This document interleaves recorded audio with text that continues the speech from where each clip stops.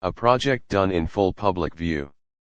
The Qur'an as it explains itself, with its first edition completed in April 2003, is the first ever rendition of the Qur'an into any language that has been done in full public view. From the very first letter in December 2001, it had been made available on the internet. This proved to be a great blessing.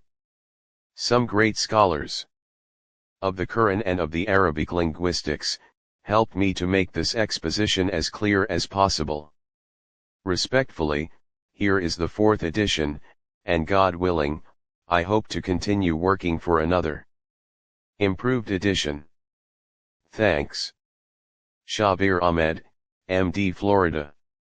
July 2007. 13.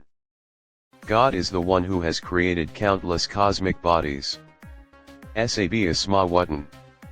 And like them many of the kind of earth. Min al-Ardi, his commands are delivered through all of them so that you may learn that God has the ultimate decisive power. Qadiran. Over everything, and that God encompasses and controls all with the knowledge of sciences. Ilman.